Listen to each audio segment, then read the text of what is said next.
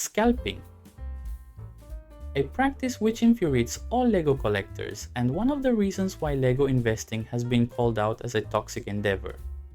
Today we will grab our pitchforks and discuss the differences between scalpers and investors. Sit tight for something that will probably be very controversial. And because I have no idea what graphic I should put up during this video, I'll put some set data instead to make it interesting. LEGO investing and scalping are both practices that involve buying LEGO sets with the intention of selling them later. But they differ significantly in their approach, ethics, and impact on the market. First of all, we have to discuss the time horizon here. LEGO investors are in for the long haul and they typically buy sets with the intention of holding on to them for an extended period, often years, until the sets are retired and become rare.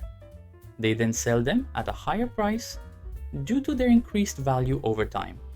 Scalpers, on the other hand, are all about the quick profit by buying up large quantities of newly released or limited edition sets and reselling them almost immediately at inflated prices. In effect, scalpers are forced to act quick and liquidate quick, because as the delivery of new stock takes place, the scarcity that they created slowly disappears. But wait, you will say, what's the difference between a LEGO investor that buys 20 sets from your local shop and the scalper that does the same? Both create scarcity, right? Both are evil, right? Well, you could say that, and I would not hold it against you. But typically, LEGO investors will never buy things at retail value and they will not search to create said scarcity. I don't, for example. LEGO investors, or should I say smart LEGO investors, will wait for discounts, reductions, offers, promotions, and act then. Sure, they might hit hard, just like scalpers do, buying up 5, 10, 20, 100 sets. But they will never act when scalpers do, which is immediately after a set is launched. Hence, the effect they have is greatly diminished.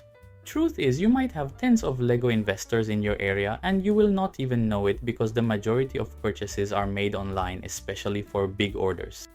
Now let's look at how LEGO investors act when purchasing certain sets. And again, I must emphasize, this is all about smart LEGO investors, not people who plop into the shop and buy the first LEGO sets they see at 50% discount.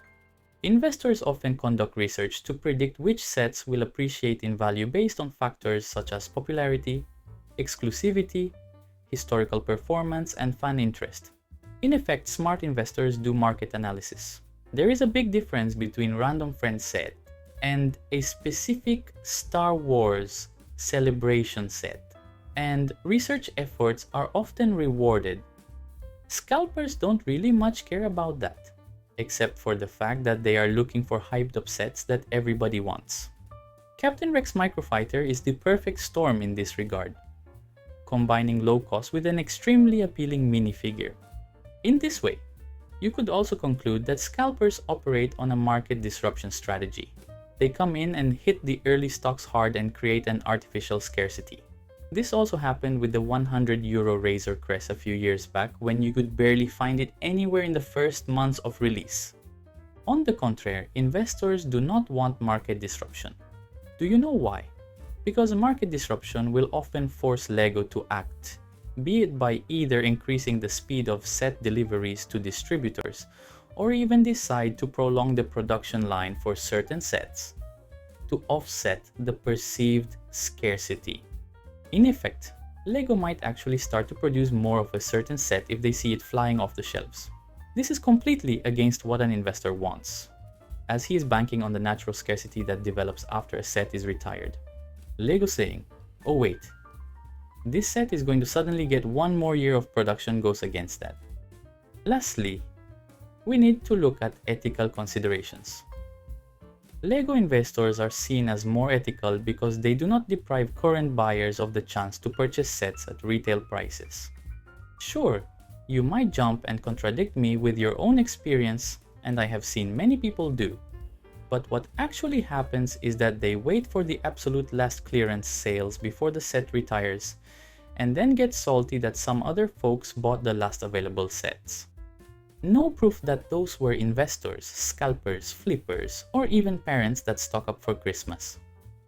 As for scalpers, this practice is often viewed negatively because it exploits the immediate high demand and limited supply.